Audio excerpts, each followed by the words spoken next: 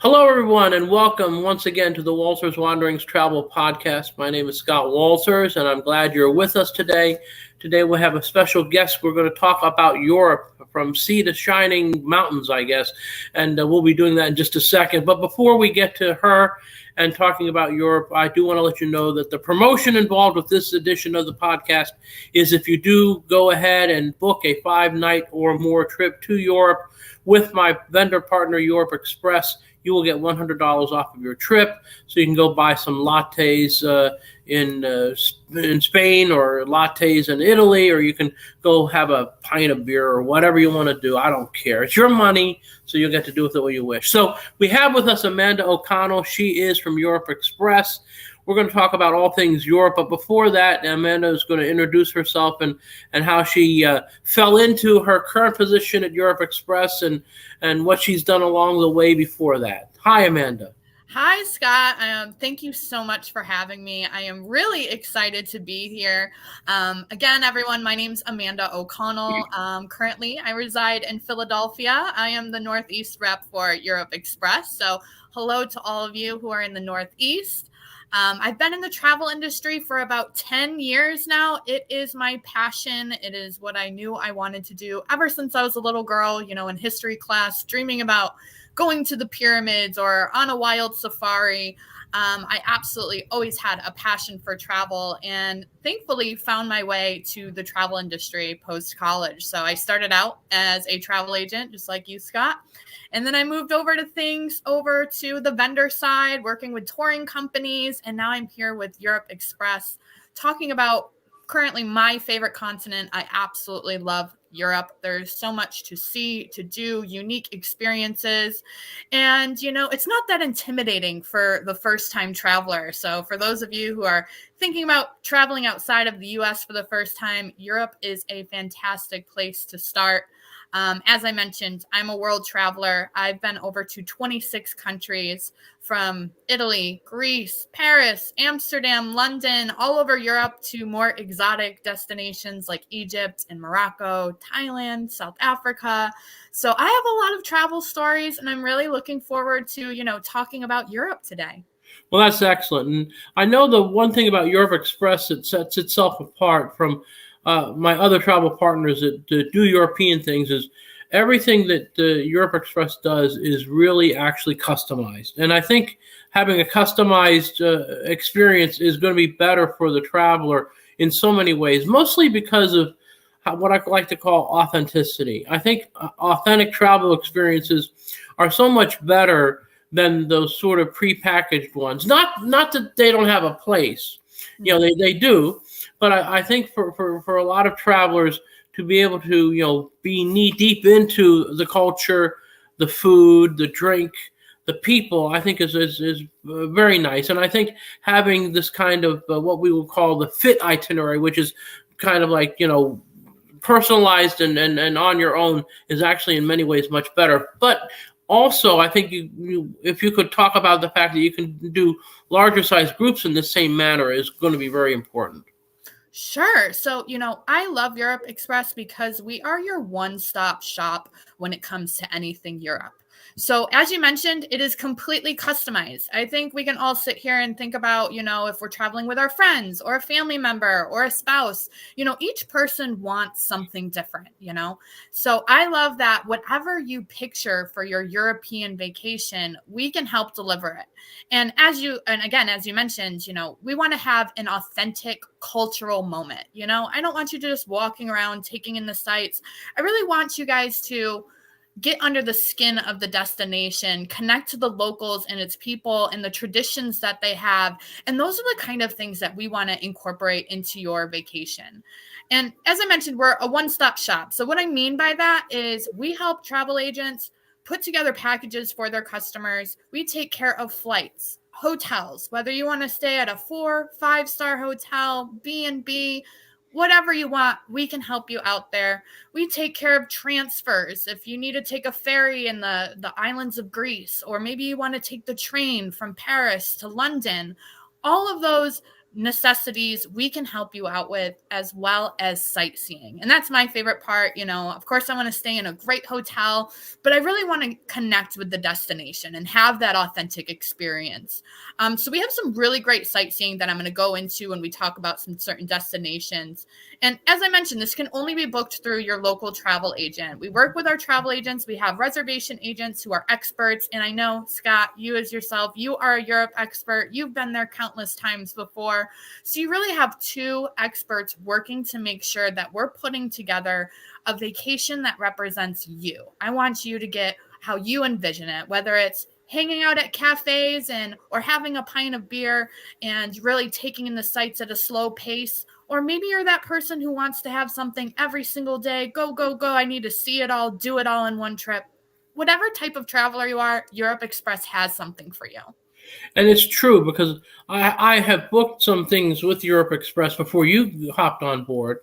And it's been everything from, a Greek Isles kind of thing where you take the ferry boat and you're hopping between islands and you're lugging your luggage to the thankfully, adjacent hotel to the ferry, which is always helpful.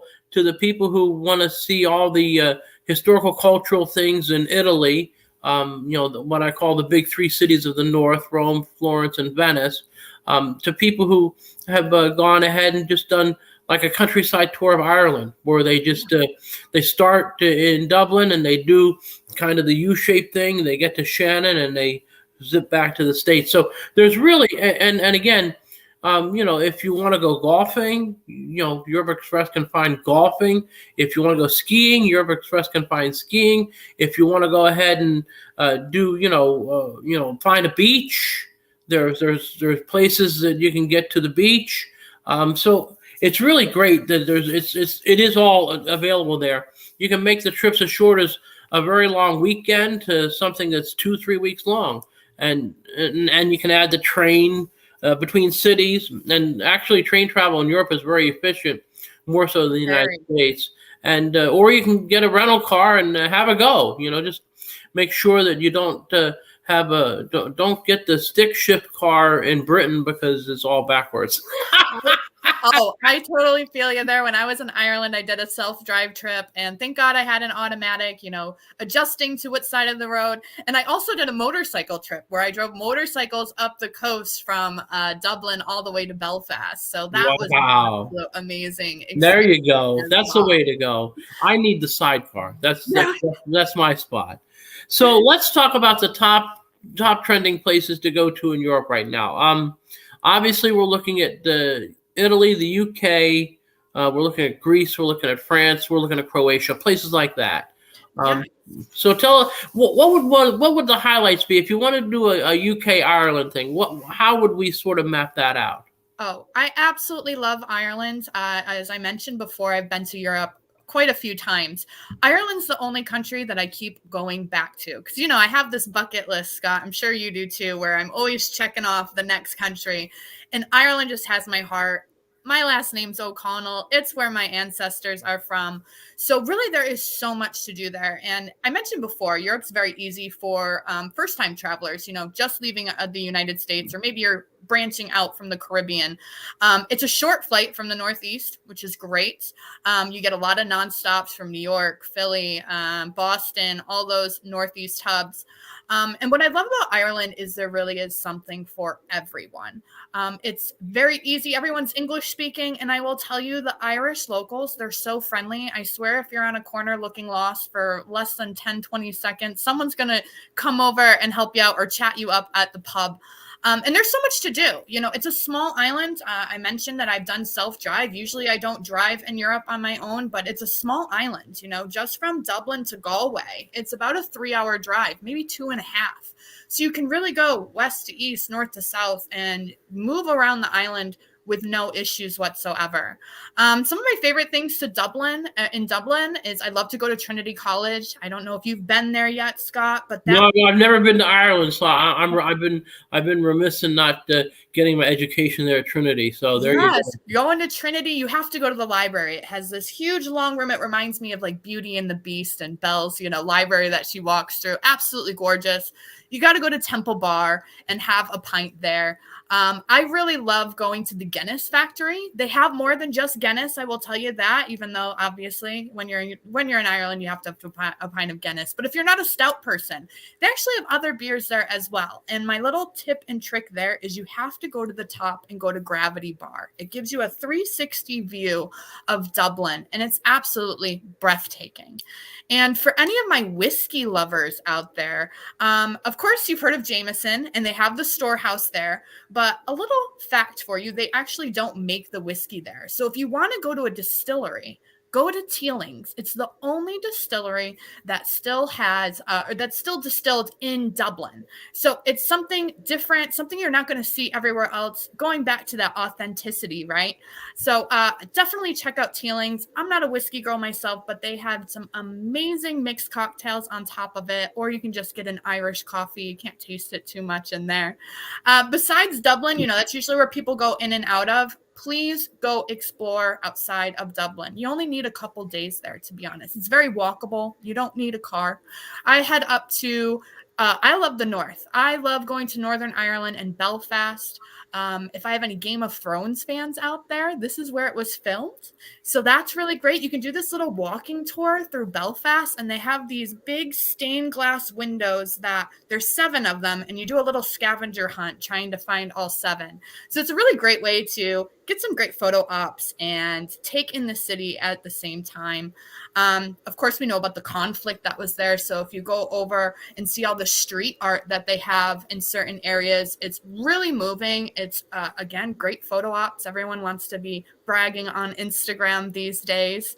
They have the Titanic Museum, and the food scene is incredible. I know, like, when people think of Ireland, they don't think about food, and they think of, boiled potatoes and cabbage and corned beef, which definitely has its place. But I'm telling you, the food in Ireland, you want to have those farm to table experiences. They have a lot of them. You can head up to the Giant's Causeway, which has these basilicas. There are these little columns that are shooting out from the ground, and it's a really unique site. And of course, there's tons of castles in Ireland. So Blarney Castle, the Rock of Cashel, I can't forget the Cliffs of Moher. There really is just so much to do, whether it's outside or walking in cities, those ancient cities that you're visiting. Head out to the country. Go to a Game of Thrones tour and do some archery and get to see where they filmed everything. There really is a great opportunity, whether you're traveling with families, with significant others, friends. Ireland is a really great destination. And you can pick up some Leesmore at the Waterford factory for me. All right. Yes. You got to get to go to Waterford and get the crystal there. And I don't know if anyone here likes to feel like royalty once in a while, but I stayed in a castle while I was there. So stay at Ashford or Drummelin Castle. I got to go horseback riding. There was fishing. And the thing that stood out the most for me for my castle stay, besides feeling like royalty and like a princess, is I got to do the falconry. Have you ever heard of the falconry that they have there, Scott? Well, you put your arm out, and the falcon will just fly to your arm, and you'll be like, "Wow, look at that!" And he's a big boy too. Yeah, so that you go out with the red-tailed hawks, and you're walking through the forest, and you see them jumping from tree to tree, flying around. But as soon as you put your hands up with the glove, they come swooping down, and it's absolutely incredible to be so close to those birds. And I even got to fly an owl too, so that was on my bucket list, and it was a great experience. Well, that's great. Let's go to another I country, Italy, which is my favorite of all of the European countries. Because of the food and the wine and all of that. But there's a lot more to Italy. There's obviously hundreds of years of history, if not thousands of years of history and art and all of that culture. So what would some of the kind of things you would recommend for an Italian rendezvous? Sure. So Italy is probably our number one top seller. I think when everyone thinks of Europe, that's one of their top 3 countries that they want to visit. I think for the food alone, Scott, and I'm sure you can agree with me, it's incredible. From the pasta to the cheeses to the olive oil. There's so much to do and to see when you go to Italy. So I do highly recommend Rome. There's just so much history and culture while you're there. We do private tours of the Vatican and St. Stephen's Basilica. So you can have that private guide showing you around and giving you the history of what you're seeing. Because I don't know if you've ever traveled, just walking around on your own, you'll see that beautiful statue or that building, but you don't know anything about it. But when you have someone there who's telling you the stories behind it, it really leaves such a bigger impression on you. Like the Bridge of the Angels. I walked across it a few times, had no idea, thought it was beautiful. And then within 5 minutes of my guide, he's telling us these are actually angels. And this is the lead up to St. Peter's Basilica. So those little details really make a difference. Of course, you're going to go to Trevi Fountain, the Spanish Steps, and eat as much gelato as you can in Rome. But I love to also go down south. So I really love the Amalfi Coast. So maybe you're going on a honeymoon or still even a family vacation and you want some beach time. Head down to Sorrento. It's absolutely beautiful. It gives you that small Italian village charm that I think people like outside of those major cities like Florence and Venice. It's a little bit quieter. And of course, you have like the vineyards around that you can go visit. I love taking the ferry over to the Isle of Capri and seeing the Blue Grotto. And again, it's a very walkable island. You take the ferry, they serve wine on it, so you can have a cocktail before you get there. You go up the tram all the way to the top of Capri and get this beautiful view, and you're shopping and eating. It's just a great destination, whether you want to be that active traveler seeing everything, or you can kind of take it down a notch and just walk your way through these cities or these villages. It's very surreal. I'm sure you can attest, Scott. Oh yes, I like I said, I've been to the north, and I can tell you that even if you go to one of my favorite places in Italy is Assisi. Oh yes, yes. And it's funny because people think, oh, it's just a little village and that St. Francis guy, but there's so much charm involved. These little cobblestone streets that are maybe 15 feet wide that basically are pedestrian only, although the little cars somehow get through. And then you'll go and you'll smell some smell, and you'll see a little restaurant with 4 tables. Oh, and then you'll walk in, and some guy, named Luciano is going to be your server, but he's also the son because Mama is in the back cooking the gnocchi and the farfalle and all the other pastas. And then, he offers you a glass of limoncello, and life is good. Life is really good at that point. You have this pasta, the homemade bread, and you're like going, oh my gosh, you're having what I would like to call a culinary orgasm, basically, with the limoncello and all. It's just unbelievable. And again, it's just this little 4-table restaurant, just off of it's not even on one of the main streets in Assisi, because I'll never forget when I had that meal. I even know where that place is, so when I go back, I'm definitely going to look for it, and hopefully Mama or maybe maybe Luciano's wife is cooking in the kitchen then, because I think it's just unbelievable, and I think that's a really interesting thing to note, that there are places like that are off the beaten track, that are very authentic, and because these things are all customizable, you can actually carve out time, and you can just basically have a free day just to roam around. And again, you'll still have the support from Europe Express to say, okay, if you want to do this, we can schedule this.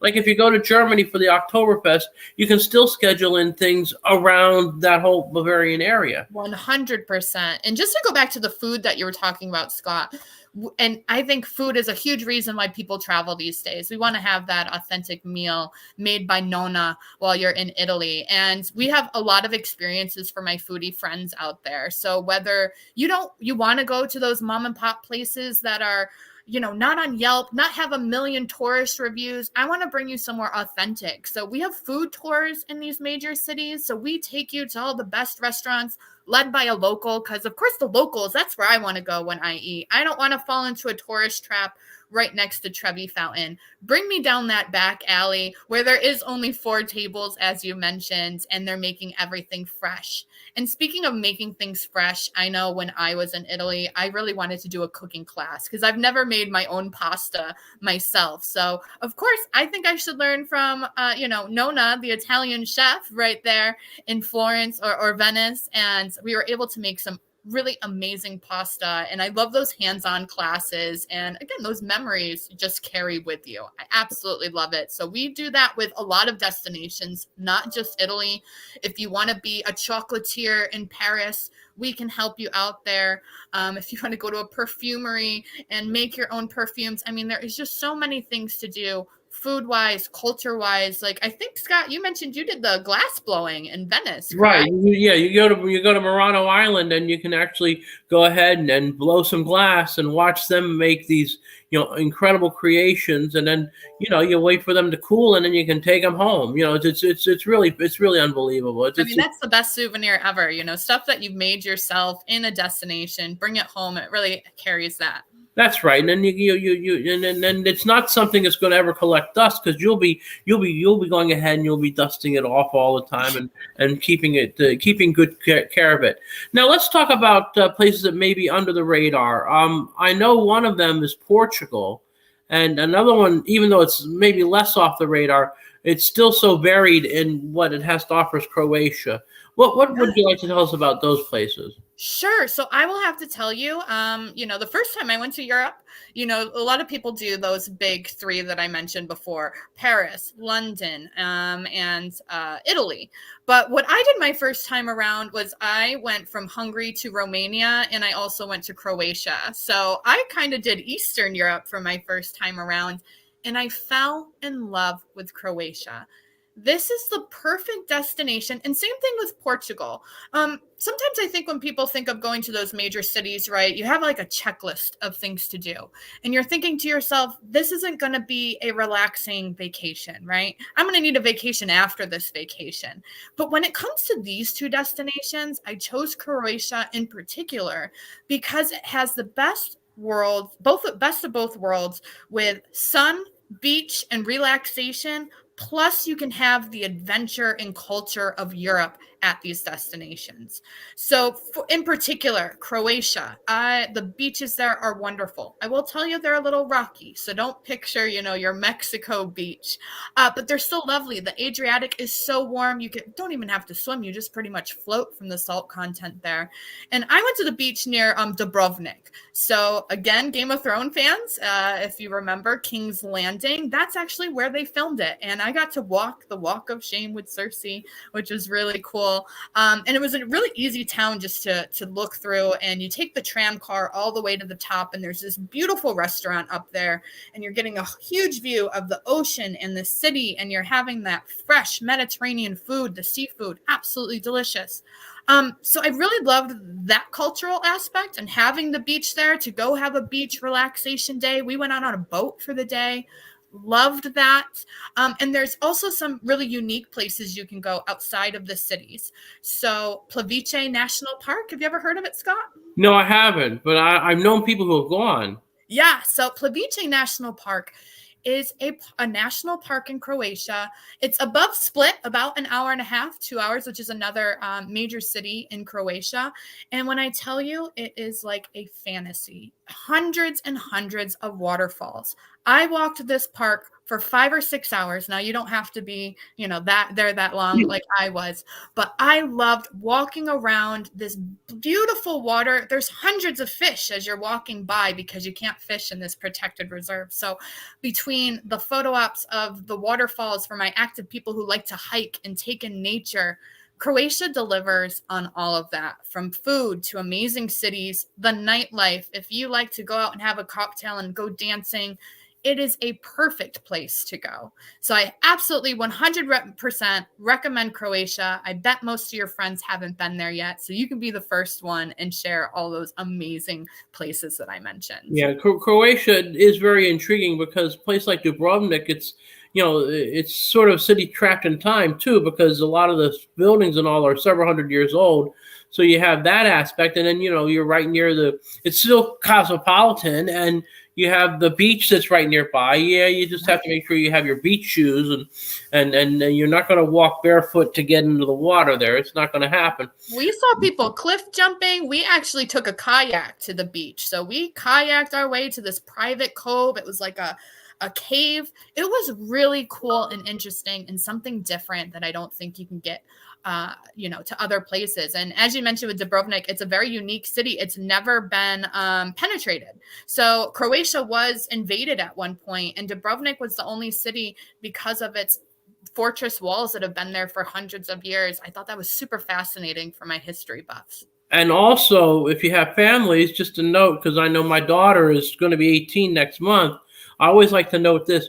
The drinking age in Croatia is 10. So, oh my goodness, I didn't even know that. Yes. So my daughter is wanting to go have beers in Croatia. So although she won't get to quite yet, well, we may get her there before she's 21, so. 100%. Yeah. So that's very great. So I think overall, the overarching theme here is that Europe has something for everybody.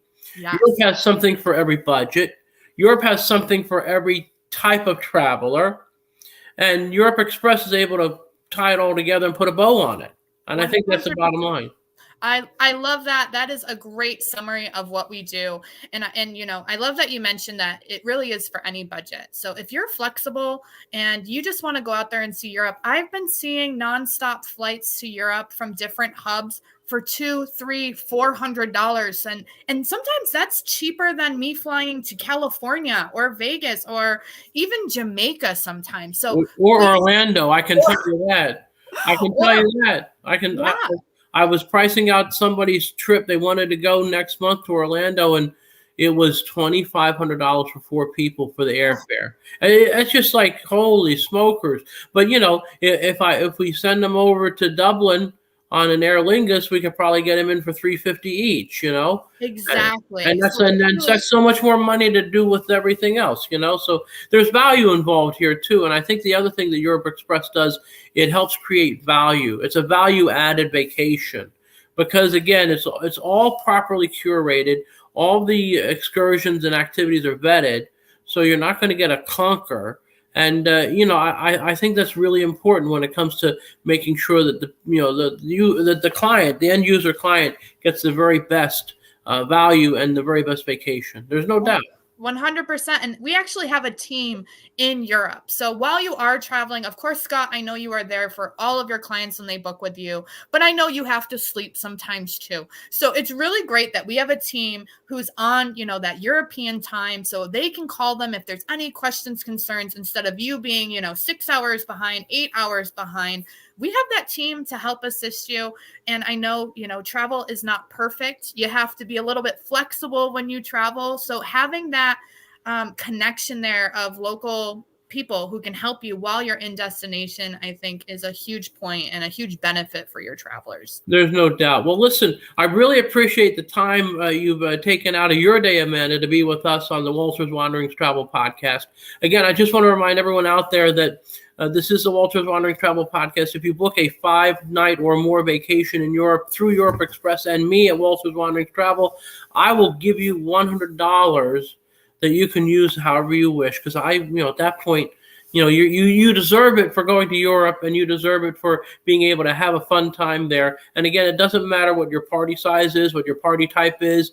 All those things don't matter. We're going to make sure that it all happens for you. So again, be in tune for the next edition of the Walter's Wanderings Travel Podcast coming soon. And I thank you all and have